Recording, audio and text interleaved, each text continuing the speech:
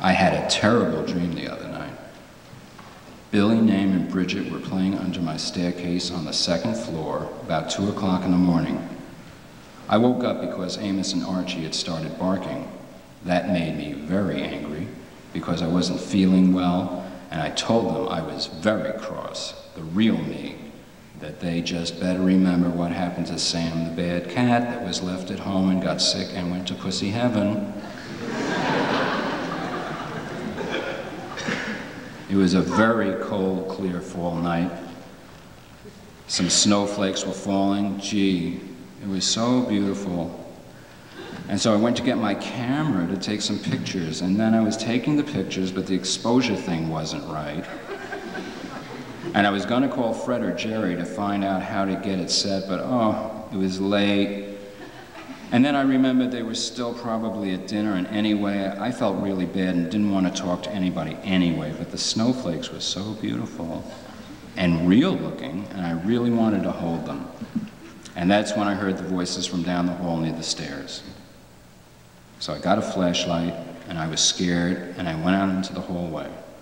There's been all kinds of trouble lately in the neighborhood, and someone's got to bring home the bacon.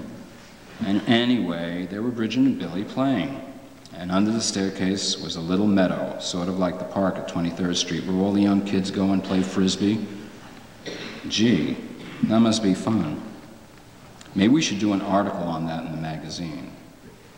But they'll just tell me I'm stupid and it won't sell. But I'll just hold my ground this time. I mean, it's my magazine, isn't it?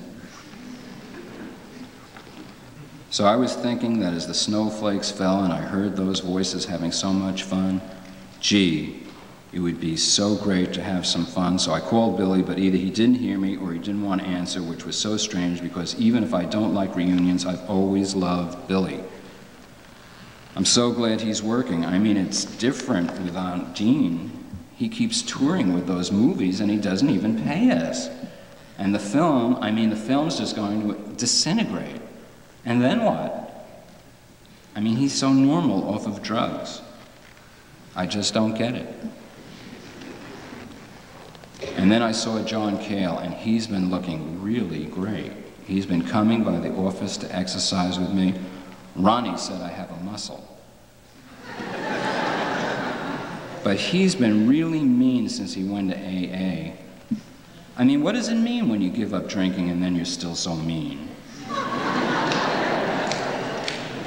He says I'm being lazy, but I'm not. I just can't find any ideas. I mean, I'm just not, let's face it, going to get any ideas up at the office. And seeing John made me think of the Velvets, and I had been thinking about them when I was on St. Mark's Place going to that new gallery those sweet new kids have opened, but they thought I was old. And then I saw the old Dom, the old club where we did our first shows. It was so great. And I don't understand about that Velvet's first album. I mean, I did the cover, and I was the producer, and I always see it repackaged, and I've never gotten a penny from it. How could that be? I should call Henry. But it was good seeing John. I did a cover for him, but I did it in black and white, and he changed it to color. It would have been worth more if he left it my way. But you can never tell anybody anything. I've learned that. I tried calling again to Billy and John, but they wouldn't recognize me. It was like I wasn't there. Why won't they let me in? And then I saw Lou. I'm so mad at him. Lou Reed got married and didn't invite me. I mean, is it because he thought I'd bring too many people? I don't get it. He could have at least called. I mean, he's doing so great. Why doesn't he call me? I saw him at the MTV show and he was one row away and he didn't even say hello. I don't get it. You know, I hate Lou, I really do. He won't even hire us for his videos. And I was proud of him. I was so scared today.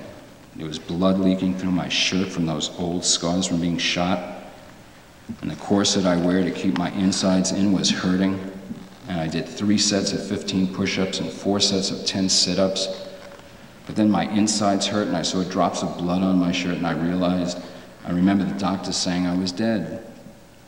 And then later they had to take blood out of my hand because they ran out of veins. But then all this thinking was making me an old grouch, and you can't do anything anyway. So if they wouldn't let me play with them in my own dream, I was just going to have to make another and another and another.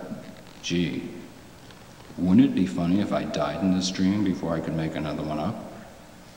And nobody called.